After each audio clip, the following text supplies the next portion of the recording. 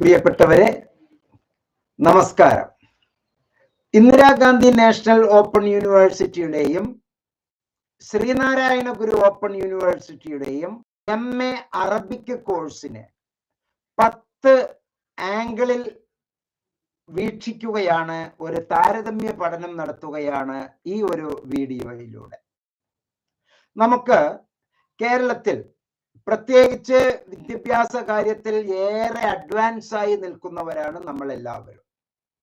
നമ്മളുടെ ചിന്ത, നമ്മളുടെ ജ്ഞാന നിർമ്മാണ രീതി ഇത് വളരെ വ്യത്യസ്തമാണ് മറ്റ് സമൂഹങ്ങളെ അപേക്ഷിച്ച്.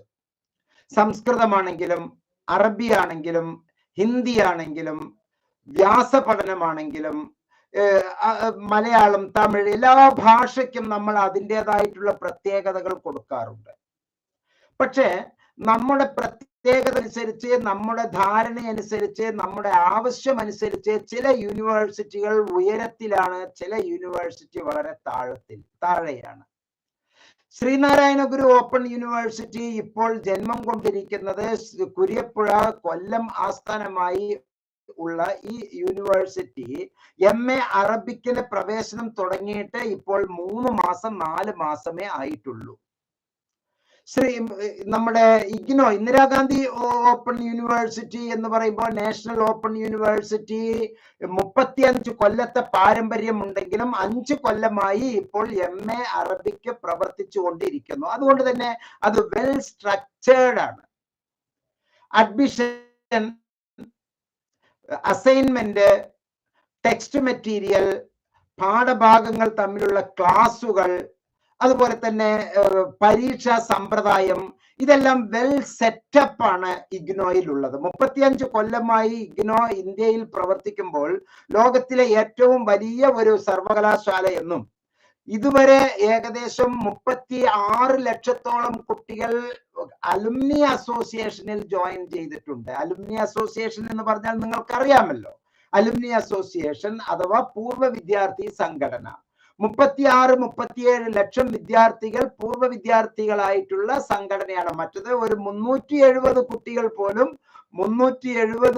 പോലും ശ്രീനാരായണ ഗുരു ഓപ്പൺ യൂണിവേഴ്സിറ്റിയിലെ MA അറബിക്ക് ചെയ്യുന്നവർ ഇപ്പോൾ ഇല്ല. ആകെ ഒരു സെഷനാണ് ഇപ്പോൾ അഡ്മിഷൻ ആയിരിക്കുന്നത്. അതിന് നാമമാത്രമായ അഡ്മിഷനേ ആയിട്ടുള്ളൂ. ഞാൻ ഇത് എന്തിനെ താരതമ്യം ചെയ്ത് പറയുന്നു എന്ന് പറഞ്ഞാൽ, ഒന്ന് ആനയും അമ്പാരിയും പോലൊന്നും മറ്റൊന്ന് കുഴിയാനയും പോലുള്ള ഒരു അവസ്ഥയിൽ നമ്മളുടെ കുട്ടികൾ ഒരുപാട് പേർ ചെന്ന് സാർ ഞങ്ങൾ ദുരിതത്തിലാണ് എന്ന് കുറെ പറയുന്നത് കൊണ്ടാണ് ഇത്തരത്തിലുള്ള ഒരു വീഡിയോ റിലീസ് ചെയ്യാനുള്ള കാരണം. ശ്രീനാരായണ ഗുരു ഓപ്പൺ യൂണിവേഴ്സിറ്റിയിലെ അറബിക്ക് എടുക്കുന്ന കുട്ടികൾ ആരാണ്? മലബാർ ഏരിയയിലെ കേരളത്തിലെ പ്രൈവറ്റ് രജിസ്ട്രേഷൻ പാരലൽ കോളേജ് പോലെ സ്ഥാപനങ്ങൾ നടത്തുന്നവർ, അവർക്ക് വേറെ ഒരു അത്താണി എന്നുള്ള രൂപത്തിൽ അവർ ഇങ്ങനെ കുട്ടികളെ കരുവാക്കി ശ്രീനാരായണ ഗുരു ഓപ്പൺ യൂണിവേഴ്സിറ്റിയിലെ അഡ്മിഷൻ എടുത്തു കൊടുക്കുന്നു. പക്ഷെ എന്തുകൊണ്ട് Mubarak master Sreenarayana Guru open structure Sreenarayana Guru open university the best ആണ്. ഇഗ്നോയെ മാതൃകയാക്കിയാണ് ചെയ്തുകൊണ്ടിരിക്കുന്നത്. പക്ഷെ അതിന്റെ അകത്ത് നടക്കുന്ന പ്രക്രിയ, ഒന്ന് ഉദ്യോഗസ്ഥർ, വാച്ച്മെൻ മുതൽ VC വരെ ഉള്ള എല്ലാവരിലും പെർമനന്റ് അധ്യാപകരായി പെർമനന്റ് ഉള്ള PSC കിട്ടി പബ്ലിക് സർവീസ് കമ്മീഷനിലൂടെ വന്നവർ 5 പേരുണ്ടോ എന്ന് നിങ്ങൾക്ക് അന്വേഷിക്കാവുന്നതാണ്. പെർമനന്റ് എല്ലാവരും തന്നെ റിട്ടയർ ചെയ്തിട്ടുള്ളത്, അതുപോലെ തന്നെ അണ്ടർ ഗ്രാജുവേറ്റ് ആയിട്ടുള്ളവർ, പല തരത്തിലുള്ള അഡ്ജസ്റ്റ്മെന്റില് ഇന്റർവ്യൂവിലെല്ലാം അള്ളിപ്പിടിച്ചുകൊണ്ട് ഇന്റർവ്യൂവിൽ വന്ന് ആളെ കിട്ടാതെ ആരെയെങ്കിലും ഒക്കെ വച്ചിരിക്കുന്ന ഒരു അന്തരീക്ഷത്തിലാണ് ശ്രീനാരായണ ഗുരു ഓപ്പൺ യൂണിവേഴ്സിറ്റിയുടെ സ്ട്രക്ചർ പ്രവർത്തിച്ചു കൊണ്ടിരിക്കുന്നത്. അതിന്റെ യഥാർത്ഥത്തിൽ അതിന്റെ വസ്തുത, അതിന്റെ ഘടന വളരെ നല്ലതാണെങ്കിലും അതിന്റെ പ്രവർത്തിക്കുന്ന ആളുകൾ, മിഷനറീസ് സോ പുവർ ആണ് എന്നുള്ളത്. എല്ലാം തന്നെ ഒരുതരം ജാടകളുടെ ആളുകളാണ്. ഞാനൊരു MA മലയാളം സ്റ്റുഡന്റ് ആണ് ശ്രീനാരായണ ഗുരു ഓപ്പൺ യൂണിവേഴ്സിറ്റി. എനിക്ക് അനുഭവമുള്ള തിക്താനുഭവങ്ങളാണ് നിങ്ങൾക്കത് സംഭവിക്കാതിരിക്കാൻ വേണ്ടി ഞാൻ ഇത് വിശദീകരിച്ച് പറയുന്നത്. അതായത് അസൈൻമെന്റ് എഴുതുമ്പോൾ അതൊരു വിദ്യാർത്ഥിയാണ് തീരുമാനിക്കേണ്ടത് എപ്പോഴാണ് പരീക്ഷ എഴുതേണ്ടത്, എപ്പോഴാണ് അസൈൻമെന്റ് വെക്കേണ്ടത് എന്നുള്ളത്. സ്വാഭാവികമായും അസൈൻമെന്റ് ആ 3 മാസത്തിനുള്ളിൽ 5 മാസത്തിനുള്ളിൽ അസൈൻമെന്റ് വച്ചില്ല എങ്കിൽ അടുത്ത പ്രാവശ്യം അസൈൻമെന്റ് വെക്കുമ്പോൾ നമ്മളുടെ കയ്യിൽ നിന്ന് ഫൈൻ അഥവാ പിഴ ഈടാക്കുകയാണ്. അങ്ങനെ ഒരു കേട്ടുകേൾവി പോലും ഇല്ലാത്ത ഒരു കൊള്ള സംഘം പ്രവർത്തനമാണ് ഇവിടെ നടക്കുന്നത്. പൊതുവെ ഏതൊരു വ്യക്തിയും നമ്മൾ ഒരു കോഴ്സ് ചെയ്യുമ്പോൾ അത് എക്കണോമിക്സ് ആയിക്കോട്ടെ, അറബിക് ആയിക്കോട്ടെ, സോഷ്യോളജി ആയിക്കോട്ടെ, ഇംഗ്ലീഷ് ആയിക്കോട്ടെ, ഏത് സബ്ജക്റ്റ് ആണെങ്കിലും നമ്മൾ ചെയ്യുമ്പോൾ 10 കാര്യങ്ങൾ നമ്മൾ മുൻതൂക്കം കൊടുക്കണം. ഒന്ന്, അതിന്റെ കരിക്കുലം അഥവാ സിലബസ്. ആ കരിക്കുലം സിലബസ് നമുക്കൊന്ന് താരതമ്യം ചെയ്യാം. ഇന്ദിരാഗാന്ധി നാഷണൽ ഓപ്പൺ യൂണിവേഴ്സിറ്റിയിലെ അറബിക് കോഴ്സിനെ നമുക്കൊന്ന് ചെറുതായി ഒന്ന് താരതമ്യം ചെയ്യാവുന്നതാണ്. അതുപോലെ തന്നെ ശ്രീനാരായണ ഗുരു ഓപ്പൺ യൂണിവേഴ്സിറ്റിയുടെയും നമുക്ക് താരതമ്യം ചെയ്യാവുന്നതാണ്. ശ്രീനാരായണ ഗുരു ഓപ്പൺ യൂണിവേഴ്സിറ്റിയിൽ നിന്ന് നമുക്ക് കിട്ടുന്ന അനുഭവങ്ങളെക്കാൾ എത്രയോ വ്യത്യസ്തമാണ് നമുക്ക് ഇതിൽ കിട്ടുന്ന അനുഭവങ്ങൾ എന്ന് മനസ്സിലാക്കുക. നമുക്ക് ഇഗ്നോയുടെ പ്രോസ്പെക്ടസിലെ 199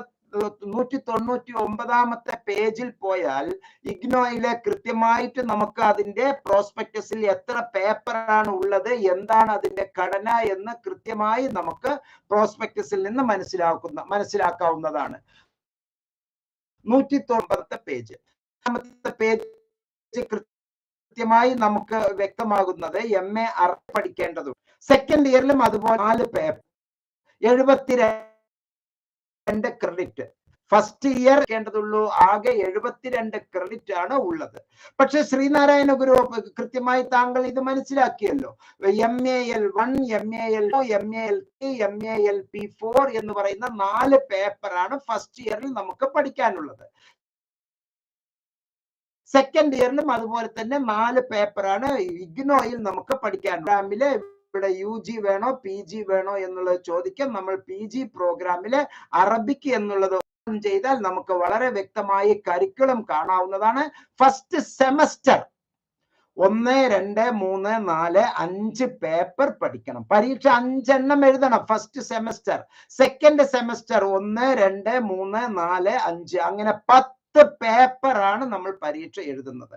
ഒരു കൊല്ലം നമ്മൾ 4 പേപ്പർ ഇഗ്നോയിൽ ചെയ്യുമ്പോൾ ഇവിടെ ശ്രീനാരായണ ഗുരു ഓപ്പൺ യൂണിവേഴ്സിറ്റിയിലെ 10 പേപ്പർ നമ്മൾ പഠിക്കേണ്ടതുണ്ട്. അതുപോലെ തന്നെ സെക്കൻഡ് ഇയറിലേക്ക് ഇഗ്നോയിലെ 4 പേപ്പർ പഠിക്കുമ്പോൾ നമ്മൾ ഇവിടെ ശ്രീനാരായണ ഗുരു ഓപ്പൺ യൂണിവേഴ്സിറ്റിയിൽ പഠിക്കുന്നത് എത്രയാണ് എന്നുള്ളത് നമുക്ക് കൃത്യമായി നോക്കാവുന്നതാണ്. നമ്മളിപ്പോൾ ഡിസ്കസ് ചെയ്തുകൊണ്ടിരിക്കുന്നത് MA അറബിക്കുമായി ബന്ധപ്പെട്ടിട്ടുള്ള കമ്പാരിസൺ ആണ് പ്രിയപ്പെട്ടവരെ. ശ്രീനാരായണ ഗുരു ഓപ്പൺ യൂണിവേഴ്സിറ്റിയിലെ 3ാമത്തെ സെമസ്റ്ററിന് 1, 2, 3, 4, 5 പേപ്പർ നമുക്ക് 3ാമത്തെ സെമസ്റ്ററിൽ പഠിക്കേണ്ടതുണ്ട്. 1, 2, 3, 4, 5. അപ്പൊ 2ാമത്തെ വർഷം 10 പേപ്പർ ശ്രീനാരായണ ഗുരു ഓപ്പൺ യൂണിവേഴ്സിറ്റിയിൽ പഠിക്കുമ്പോൾ ഇഗ്നോയിൽ 4 പേപ്പർ പഠിച്ചാൽ മതി. അപ്പോൾ 10ഉം 12ഉം 22 പേപ്പർ പഠിക്കേണ്ട ഒരു അവസ്ഥയാണ് ശ്രീനാരായണ ഗുരു ഓപ്പൺ യൂണിവേഴ്സിറ്റി. നോക്കൂ, 1, 2, 3, 4, 5, 6, 7, 8, 9, 10, 11, 12, 13, 14, 15, 16, 17, 18, 19, 20 പേപ്പർ ശ്രീനാരായണ ഗുരു ഓപ്പൺ യൂണിവേഴ്സിറ്റിയിലെ MA അറബിക്കിന് നമ്മൾ പഠിക്കേണ്ടതുണ്ട്. അതേസമയം ഇഗ്നോയിലാണ് എങ്കിൽ ഇന്ദിരാഗാന്ധി നാഷണൽ ഓപ്പൺ യൂണിവേഴ്സിറ്റിയിലെ ഫസ്റ്റ് ഇയറിൽ 4 പേപ്പർ, സെക്കൻഡ് ഇയറിൽ 4 പേപ്പർ. അപ്പോൾ ഞാൻ ഇതിപ്പോ പറഞ്ഞത് നിങ്ങൾക്ക് കരിക്കുലം അഥവാ സിലബസിന്റെ കാര്യമാണ് ഇപ്പോൾ ഞാൻ നിങ്ങളെ ധരിപ്പിച്ചത്. കരിക്കുലം സിലബസ് എന്നുള്ളത്. ഇനി നമുക്ക് ടൈം ടേബിൾ ടു ഫിനിഷ് എന്ന് നോക്കുകയാണെങ്കിലോ 2 കൊല്ലത്തിൽ പൂർത്തീകരിക്കേണ്ട ഈ കോഴ്സ് 4 കൊല്ലത്തിൽ നമുക്ക് പൂർത്തിയാക്കാം. ഇഗ്നോ നേരത്തെ തന്നെ പരീക്ഷകളെല്ലാം നടത്തിയിട്ടുള്ള സ്വഭാവമുള്ളതുകൊണ്ട്, ശീലമുള്ളതുകൊണ്ട് നമുക്ക് കൃത്യമായിട്ട് പരീക്ഷ നടക്കും. പക്ഷേ ശ്രീനാരായണ ഗുരു ഓപ്പൺ യൂണിവേഴ്സിറ്റിയിലെ പരീക്ഷകൾ എപ്പോഴാണ് നടത്തുക എന്നുള്ളത് ഒരു കൃത്യമായ ഒരു ഫ്രെയിം വർക്ക്, കൃത്യമായ ടൈം ടേബിൾ നമുക്ക് ഇനിയും വെബ്സൈറ്റിൽ നിന്ന് ലഭ്യമല്ല എന്ന് മനസ്സിലാക്കുക. മനസ്സിലാക്കുക. അതുപോലെ തന്നെ വിദ്യാർത്ഥികളിലുള്ള അക്സെപ്റ്റൻസ്, സ്വീകാര്യത. 2 പരീക്ഷയെങ്കിലും നടത്തി കഴിഞ്ഞാലല്ലേ പൊതുജനങ്ങൾക്ക് അതിൽ മനസ്സിലാവുകയുള്ളൂ എങ്ങനെയാണ് ഈ സ്ഥാപനം നമുക്ക് മുന്നോട്ട് കൊണ്ടുപോകുന്നത്, അതിന്റെ ഗുണം എങ്ങനെയാണ് എന്ന്. ഇഗ്നോയെ പറ്റി ലോകം മുഴുവനും, പ്രത്യേകിച്ച് അതിന് അംഗീകാരം കൊടുക്കേണ്ടത് ആരാണ്? National assessment and accreditation council, NAAC. National assessment and accreditation council ഇഗ്നോയ്ക്ക് നാക്കിന്റെ ടോപ്പ് അംഗീകാരമായ A++ റാങ്ക് കൊടുത്തിരിക്കുമ്പോൾ ശ്രീനാരായണ ഗുരു ഓപ്പൺ യൂണിവേഴ്സിറ്റിയുടെ നാക്കിന്റെ പരിശോധനയ്ക്ക് ഇനിയും വിധേയമായിട്ടില്ല. ശ്രീനാരായണ ഗുരു ഓപ്പൺ യൂണിവേഴ്സിറ്റി നാക്കിന്റെ പരിശോധനയ്ക്ക് വിധേയമായിട്ടില്ല എന്നുള്ളതാണ് നമ്മൾ മനസ്സിലാക്കേണ്ടത്. അപ്പോൾ നാക്കിന്റെ അംഗീകാരം ഇപ്പോൾ ശ്രീനാരായണ ഗുരു ഓപ്പൺ യൂണിവേഴ്സിറ്റിക്ക് ഇല്ല. അതുപോലെ തന്നെ ക്ലാസുകളുടെ കാര്യത്തിൽ ഈ 4 പേപ്പർ ഇഗ്നോയിൽ പഠിക്കുമ്പോൾ നിങ്ങൾക്ക് ആവശ്യമെങ്കിൽ മാത്രം ക്ലാസ്സിലേക്ക് പോയാൽ മതി. ഓപ്പൺ ആൻഡ് ഡിസ്റ്റൻസ് ലേണിംഗ് എടുക്കുന്നത് എന്തിനാണ്? നമ്മളുടെ സൗകര്യത്തിനാണ്. അല്ലെങ്കിൽ റെഗുലർ ആയിട്ട് കോളേജിൽ പോയി നമുക്ക് പഠിക്കാമല്ലോ. വയസ്സ് 17 മുതൽ 19 മുതൽ 50, 60, 70, 80 വയസ്സ് വരെ പല വയസ്സിലും നമ്മൾ പഠിക്കാൻ ഉദ്ദേശിക്കുന്നത് നമ്മളുടെ കുടുംബപരമായ, വിദ്യാഭ്യാസപരമായ, സാമൂഹ്യപരമായ ചില ഉന്നതിക്ക് വേണ്ടിയിട്ടാണ് നമ്മൾ പഠിക്കുന്നത്. അപ്പോ ഈ പ്രായത്തിൽ നമ്മൾ റെഗുലറായി എല്ലാ ആഴ്ചയിലും എല്ലാ ഞായറാഴ്ചയിലും നമുക്ക് ഈ ക്ലാസ്സുകളിലേക്ക്, കോൺടാക്ട് ക്ലാസ്സുകളിലേക്ക് പോകണം, 75% അറ്റൻഡൻസ് നിർബന്ധമാണ് എന്ന് നമുക്ക് ചെറിയ കുട്ടികളോട് മർക്കടമുഷ്ടി കാണിക്കുന്നത് പോലെ ഈ യൂണിവേഴ്സിറ്റി കാണിക്കുന്നു. പക്ഷെ ഇന്ദിരാഗാന്ധി നാഷണൽ ഓപ്പൺ യൂണിവേഴ്സിറ്റിയിലെ ക്ലാസ് നമുക്ക് ഓൺലൈനിൽ ലഭ്യമാണ്. കോർഡിനേറ്റർ ഡൽഹിയിൽ നിന്ന് നമുക്ക് എല്ലാ മെസ്സേജുകളും അയച്ചു തരുന്നു, പുസ്തകങ്ങളെല്ലാം നമുക്ക് അയച്ചു തരുന്നു, കൃത്യമായി നമ്മളുടെ കൈകളിലേക്ക് കിട്ടുന്നു. പക്ഷേ ശ്രീനാരായണ ഗുരു ഓപ്പൺ യൂണിവേഴ്സിറ്റിയിൽ അത് അങ്ങനെയാണ് എന്നുള്ളത്. ശ്രീനാരായണ ഗുരു ഓപ്പൺ യൂണിവേഴ്സിറ്റി സ്ട്രക്ചറിൽ വളരെ നല്ലതാണ്. അവിടെ പ്രവർത്തിക്കുന്ന ഉദ്യോഗസ്ഥരിൽ നാഷണൽ സർവീസ് സ്കീമിന്റെ ഡിപ്പാർട്ട്മെന്റിൽ നിന്ന് ഡെപ്യൂട്ടേഷനിൽ വന്നിട്ടുള്ള, അതുപോലെ തന്നെ റിട്ടയർമെന്റിന് ശേഷം ഇപ്പോൾ ഇഗ്നോ ശ്രീനാരായണ ഗുരു ഓപ്പൺ യൂണിവേഴ്സിറ്റി ഹെഡ്ക്വാർട്ടേഴ്സിൽ പ്രവർത്തിക്കുന്ന അധ്യാപകൻ വളരെ നല്ല രീതിയിലാണ് അദ്ദേഹത്തിന്റെ പെരുമാറ്റവും മറ്റു സംഗതികളും. പക്ഷെ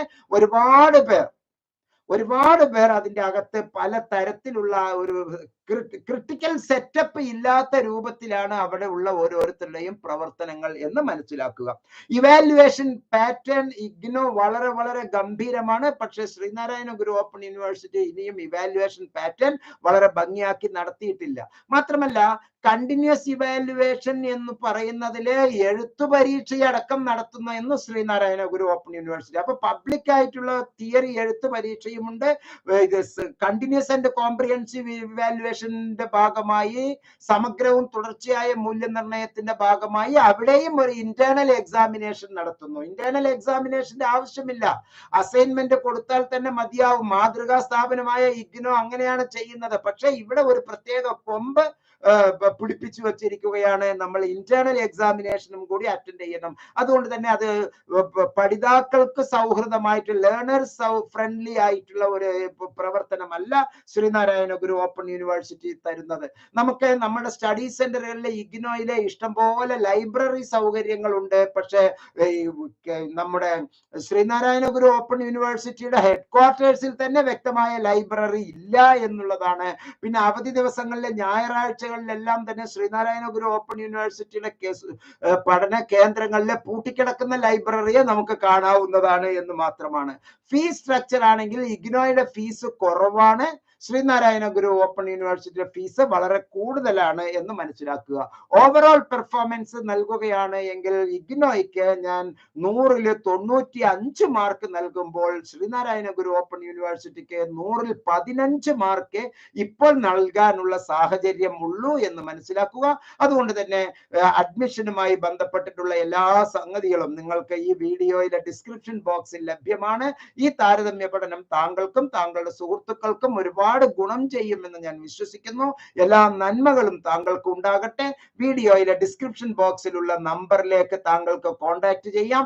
ഇപ്പോൾ ഇഗ്നോയിൽ അഡ്മിഷൻ MA അറബിക്കിനും മറ്റു എല്ലാ കോഴ്സുകൾക്കും നടന്നുകൊണ്ടിരിക്കുന്നു. പക്ഷെ ശ്രീനാരായണ ഗുരു ഓപ്പൺ യൂണിവേഴ്സിറ്റിയിൽ ഇപ്പോൾ അഡ്മിഷൻ നടക്കുന്നില്ല.